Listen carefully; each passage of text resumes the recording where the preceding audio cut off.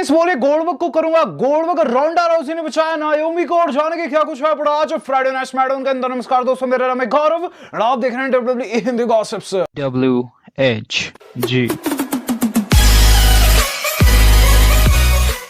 आज की Friday night SmackDown हो चुकी है खत्म, जो मेरे हिसाब से दोस्तों काफी धांसू रही आज की फ्राइडे नाइट स्मैकडाउन दोस्तों। एलिमिनेशन चैम्बर से पहले की आखिरी लाइव स्मैकडाउन थी, जिसके अंदर दोस्तों हमने एक से बढ़कर एक सेगमेंट देखे हैं।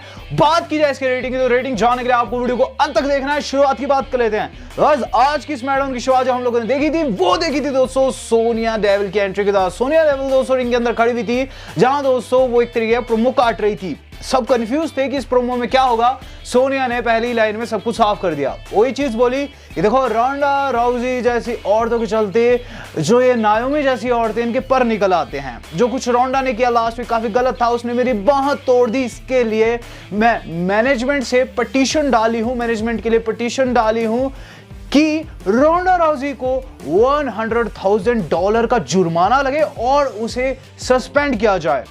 इस पर दोस्तों में एंट्री होते हुए नजर आती है वहां उनके कोलीग यानी कि एडम पेयर्स की। एडम पेयर्स कहते हैं देखो सोनिया तुमने जो बखेती करनी थी कर दी। देखो विंस मैकमैन का रिप्लाई आया है।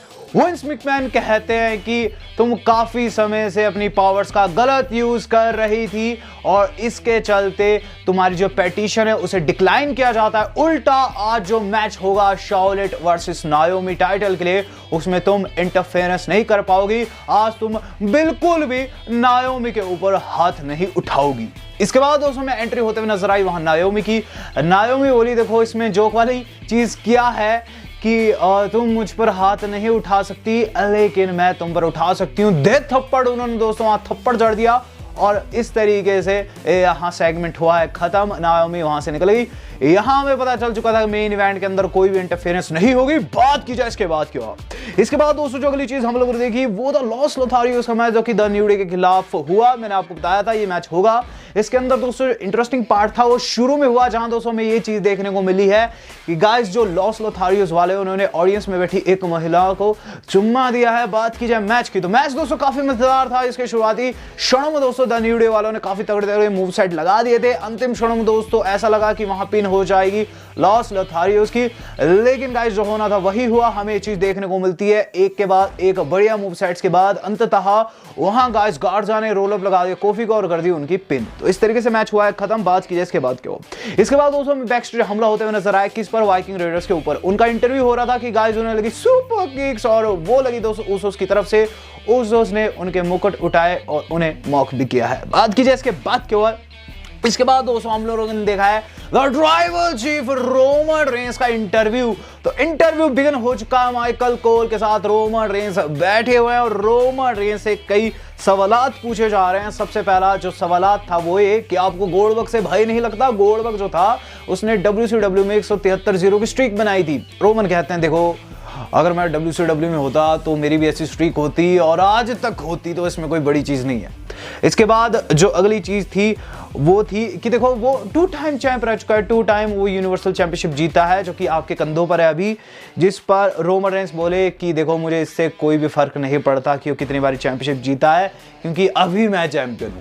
इसके बाद जो माइकल कोल था उनका सवाल काफी तगड़े वाला था। उन्होंने ये चीज कही देखो ये जो मैच बनना था आज से 2 साल पहले बन जाना था, लेकिन वहां तुम्हारे चलते मैच नहीं बन पाया, तुम क्विट कर गए, लेकिन आज बन रहा है तो प्रेशर शायद तुम पर ही होगा। जिस पर रोमन कहे प्रेशर नॉट ऑन मी, इस बारी प्रेशर उसके ऊपर है क्योंकि थिंग्स चेंज हो चुकी है, वर्ल्ड चेंज हो चुका है, मैं चेंज हो चुका हूं। अब मैं बन चुका हूं the tribal chief, the untouchable, और अब सारा प्रेशर होगा गोल्डबर्ग के ऊपर।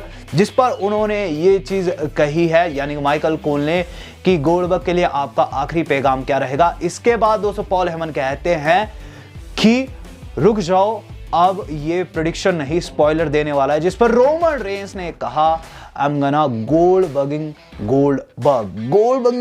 मतलब दोस्तों आप समझ जाइए गोल्डबर्ग जैसे लोगों को स्क्वाश करते हैं वैसे ही रोमन रेंस इस बारी करेंगे गोल्डबर्ग को स्क्वाश। ये चीज उन्होंने कही और सेगमेंट हो गया खत्म।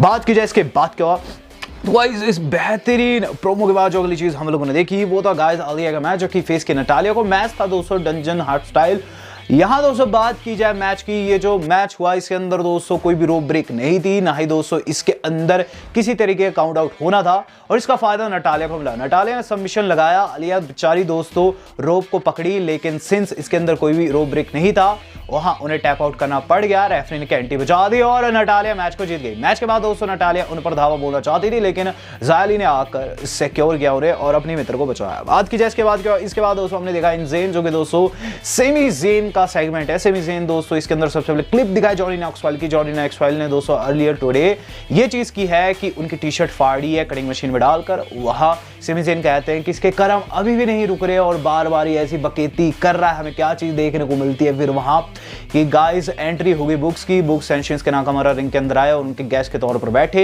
सबसे पहले तो दोस्तों शिंस्के एंड सेमी की वजह बात लगती है और उसके बाद दोस्तों में चीज देखने को मिलती है कि जब बुक्स की बेइज्जती करने लगे, उन्हें गोरिल्ला कहने लगे सेमी जेन, बुक्स ने माइक पकड़ा ही था कि गाइस उन्हें लग गया झटका तगड़े वाला।